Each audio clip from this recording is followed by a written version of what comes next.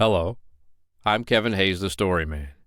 Welcome to the Nightly Bedtime Story Podcast, where you can hear a bedtime story every night. Tonight's bedtime story is Lazy Gray, written by Abbie Phillips Walker. I hope you like it. Lazy Gray, written by Abbie Phillips Walker. All the other squirrels called him Lazy Gray, which was really not a very nice name for a squirrel to have, but it fitted this squirrel, and I'm going to tell you how he came to be called by such an unpleasant name.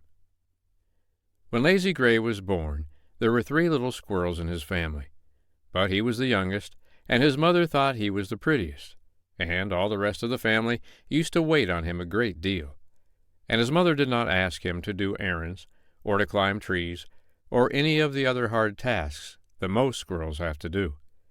And Lazy Gray took advantage of the kindness of his mother and his brothers and sister, and used to ask them to wait on him.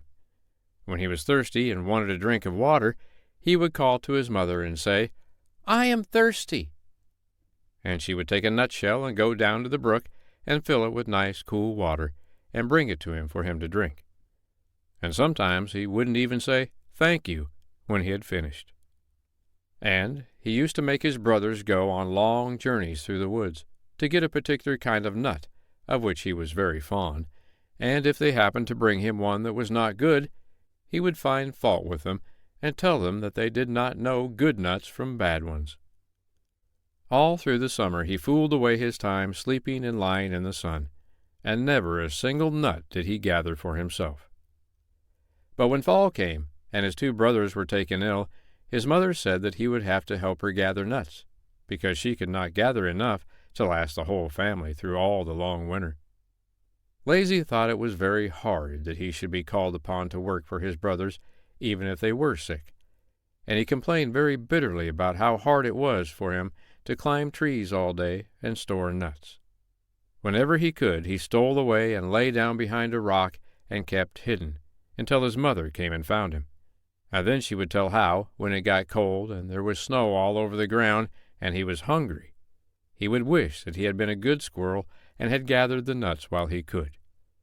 But he did not believe her, and said, "Oh, I have gathered all the nuts I shall want, and am not going to work any more." And then he would go to sleep again. Weeks passed by, and it grew colder and colder, and the snow came, and all the squirrels began to draw on their stores of nuts.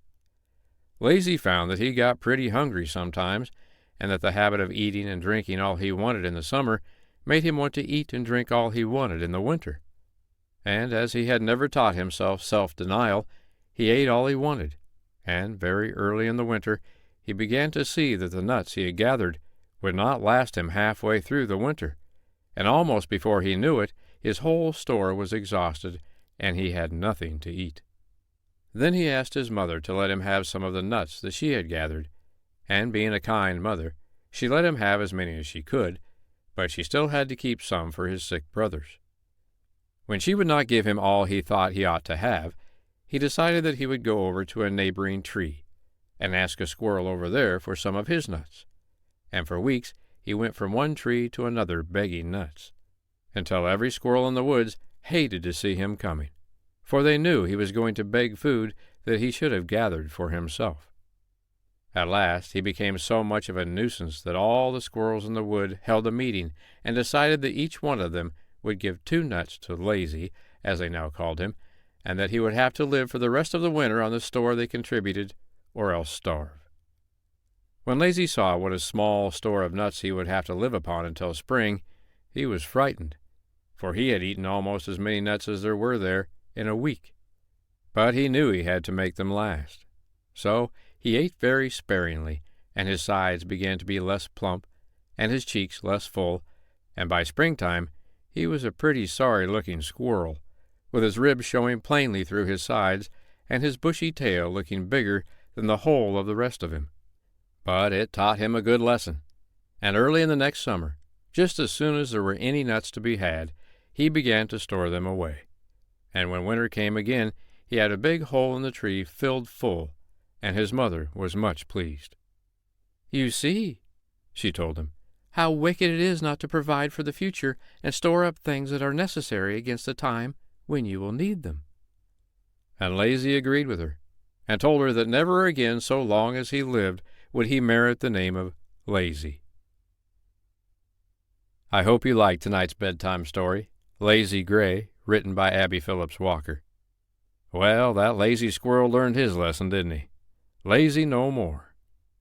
I'm Kevin Hayes, the Story Man. I'll be here tomorrow night to read you another bedtime story. But for tonight, good night.